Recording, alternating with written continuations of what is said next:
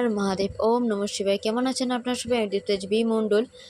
মিথুন রাশির জন্য আগামী 9 মাস কেমন যাবে আসুন দেখে নেওয়া যাক। প্রথমেই বলি, এই ভিডিও যদি ভালো লেগে থাকে তাহলে লাইক, কমেন্ট, শেয়ার, সাবস্ক্রাইব। আর যদি মনের মতো হয়ে থাকে তাহলে প্লিজ কমেন্ট এমন করবেন, যদি কোনো কোশ্চেন জানার থাকে তাহলে অ্যান্সার আমি দিয়ে দিতে পারবো। ঠিক আছে, আসুন দেখে নেওয়া যাক।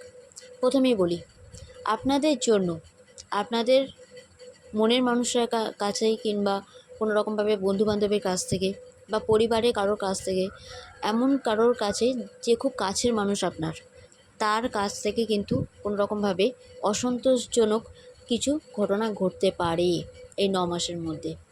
কিন্তু সেখানেও একটা শিক্ষা আপনাকে দেবে যে আপনার মধ্যে কি এমন আছে যেটা সেই গুণটা আপনার মধ্যেই আছে আর অন্য কারোর মধ্যে নেই।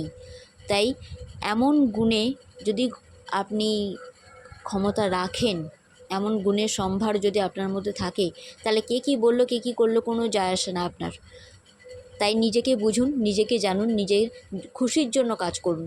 আপনি যে পথে এগিয়ে যাচ্ছেন সেই পথে আরও এগিয়ে যাওয়ার জন্য প্রেরিত করা হচ্ছে, আপনি একদম সঠিক পথে আছেন। তবে হ্যাঁ, কোনো নিউজের জন্য বা প্যাকেজের জন্য বা লেটারের জন্য অবশ্যই ওয়েট করুন, কারণ আপনার হার্ডওয়ার্ক, আপনার কর্মই আপনার অ্যাচিভমেন্ট সাকসেসের সবচেয়ে বড় চাবিকাঠি। তাই পিঁপড়েদের মানে পিপিলিকা আর কি, পিঁপড়েদের যদি আপনি আটার গুঁড়ো কিংবা কোনো রকমভাবে চিনির দানা যদি খাওয়ান তাহলে খুব ভালো হবে।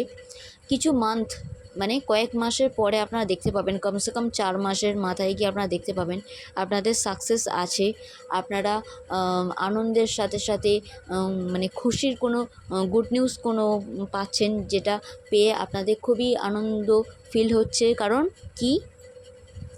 কারণ এটাই যে আপনাদের হয়তো কোনো, যারা অবিবাহিত আছেন তাদের ভালো মানে বিবাহের ভালো সম্বন্ধ আসতে পারে, বা যারা বিবাহ করতে ইচ্ছুক তাদের ভালোবাসার সম্পর্ক এক লেভেল আপ হতে পারে, বা যারা মানে অলরেডি বিবাহিত জীবনে আছেন তাদের সন্তান এমন মানে গুড নিউজ পেতে পারেন যে সন্তান আসছে।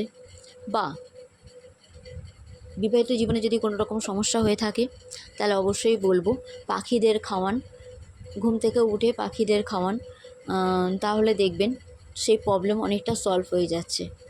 আপনারা সাকসেস পাবেন, সফলতা আছে আপনাদের, কিন্তু এই সাকসেস কয়েক মাস বাদেই পাবেন। আপনারা কোনো বিয়েবাড়ি অ্যাটেন্ড করতে পারেন, যার মাধ্যমে কিছু খুশি আপনাদের হাতে আসতে পারে। মাথায় রাখবেন, কোনো কিছুই মানে স্থির নয় যে এইটা লাইফে আজকে হচ্ছে মানে পরেও হবে, এমনটা কোনো মানে নেই। এটা মাথায় রাখবেন, আজকে হচ্ছে মানে এটা শুধু বিশ্বাস রাখবেন যে আজকের এই ঘটনাটা আজকে ঘটে যাচ্ছে, পরের ঘটনা পরে আমি আরও ভালো কাজ করব, যার জন্য আরও ভালো কিছু রেজাল্ট দেখতে পাবো। তাই আজকে যেটা হয়েছে সেটা ধরে বসে থাকবেন না। নিয়ার ফিউচার অনেক কিছু দেখাতে পারে না, যেটা ফার ফিউচার দেখাতে পারে। মানে খুব কাছের ভবিষ্যৎ তেমনভাবে কিছু হয়তো পজিটিভ কিছু না, ইতিবাচক কিছু না দেখালেও দূরের ভবিষ্যৎ আপনার জন্য ইতিবাচক ভালো রকমভাবে রেখে দিয়েছে। তো সেটাকে অ্যাচিভ করার জন্য, সেটাকে গেন করার জন্য আপনাদের মনোবল দরকার। কারণ হয়তো কেউ এখানে বাড়ি তৈরি করছেন, বাড়ি তৈরি করা সার্থক হবে। কেউ নিজের বাড়ির পিছনে টাকা খরচা করতে পারেন, কোনো কিছুই স্টোনের উপর লেখা নেই। তাই যেটা আপনি করতে চাইবেন সেটা আপনি করতে পারেন। হয়তো একটু ওয়েট করতে হবে, বাট হবে, কাজটা হবে। কুলপুরোহিতের পরামর্শ নিয়ে বাড়ির কোনো কাজ করবেন। যদি বাড়ির বুনেট খোলেন আপনারা, তাহলে চেষ্টা করবেন ছোট্ট একটা রূপোর ইট ওই বুনেতেতে আগে দিয়ে পুজো করে নিয়ে তারপরে তার উপরে ঘর তৈরি করার। কারোর বিয়ে অ্যাটেন্ড করলে সেখান থেকে যারা অবিবাহিত আছেন তাদের বিয়ের কোনো সম্বন্ধ আসতে পারে, বা খুশির একটা লহর তৈরি হতে পারে, আনন্দ একটা মানে উৎসাহ তৈরি হতে পারে। যারা বিজনেস করতে চান তাদের বিয়েবাড়ি সংক্রান্ত কোনো রকমভাবে এমন কোনো বিজনেস করা আপনাদের জন্য ভালো হবে। কিংবা এটাও হতে পারে যে বিয়ে বাড়িতে গেলেন, তার সূত্র ধরে কোনো রকম বিজনেসে কোনো ক্লায়েন্ট পেলেন, বা চাকরি ক্ষেত্রে এমন কোনো প্রমোশন হবে যেটা আপনাদের অন্য দূরের কোনো নতুন ঘরে মানে থাকতে হতে পারে। আপনাদের মানসিক দিক দিয়ে মনের জোরটা এতটাই